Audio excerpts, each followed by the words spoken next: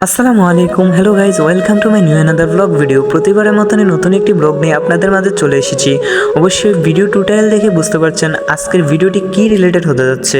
প্রায় 5 মাস আগে মামা সৌদি থেকে দেশে এসেছিলেন।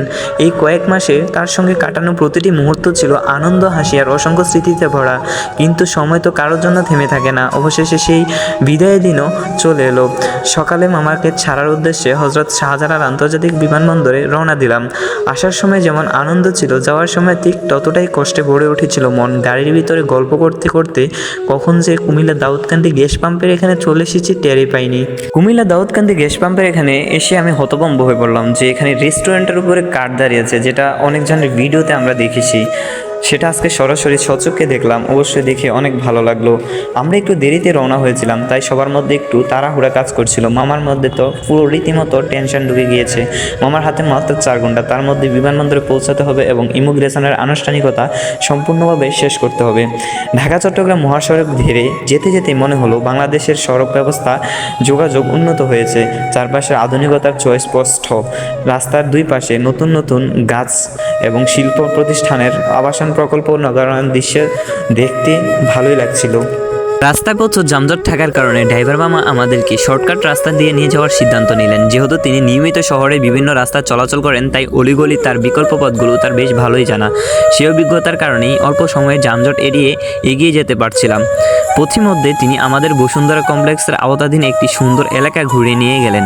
চারপাশে পরিচ্ছন্নতা, পরিপাটি পরিবেশ আর আধুনিকতার স্থাপত্য দেখে মুহূর্তের জন্য মনে হচ্ছিল যেন এক টুকরো ইউরোপ কোনো শহরের রাস্তা চলছি। সত্যি জায়গাটি ছিল চোখ জোড়ানো এবং অসাধারণ। দীর্ঘ পথ পেরিয়ে অবশেষে পৌঁছে গেলাম হজরত শাহজালাল আন্তর্জাতিক বিমানবন্দরে।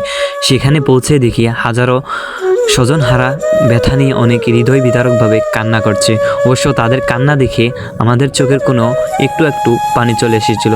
সেখানে পৌঁছে মামা আমাকে একটি লাগেজ বহনকারী ট্রলি নিয়ে আসতে বলে। আরবি ট্রলি। ট্রলিতে সব লাগেজ সুন্দরভাবে তুলে দেওয়ার পর বিদায়ের সেই মুহূর্তটা যেন আবারও ভারী হয়ে উঠল। জানি না আবার কবে আমার সঙ্গে দেখা হবে, তবে আল্লাহর কাছে সবসময় তার সুস্বাস্থ্য, দীর্ঘায়ু এবং নিরাপদ প্রবাস জীবনের জন্য দোয়া করি। তার একটি গুণ আমাকে অনেক সময় মুগ্ধ করে। তিনি অসহায় মানুষের প্রতি অনেক সহানুভূতিশীল। মানুষের বিপদের পাশে দাঁড়ানো যে মানবিকতার তার মধ্যে দেখেছি, তা সত্যি অনুসরণ করার মতো। একজন প্রবাসীর জীবন আসলে কতটা কঠিন সেটা বিমানবন্দরে বিদায়ের সময় না দেখলে বোঝা যায় না। পরিবারের মানুষগুলো চোখের জল লুকিয়ে বিদায় দেয়, আর একজন প্রবাসী বুক ভরা কষ্ট নিয়ে আবারও জীবিকার সন্ধানে বিদেশে পাড়ি জমান।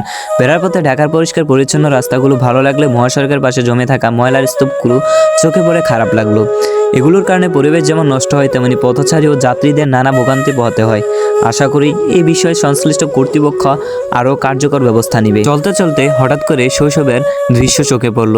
বন্ধুদের সঙ্গে একসাথে পানিতে ঝাঁপিয়ে পড়া, হাসি আনন্দে কাটানো দিনগুলো সব যেন মুহূর্তের জন্য চোখের সামনে ভেসে উঠল কিছু বাচ্চাদের দৃশ্য দেখে।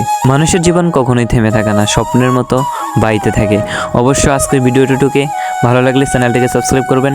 আসসালামু আলাইকুম। নামাজ পড়িও বন্ধু, এপারের চেয়ে ওপারের জীবন অনেক সুন্দর।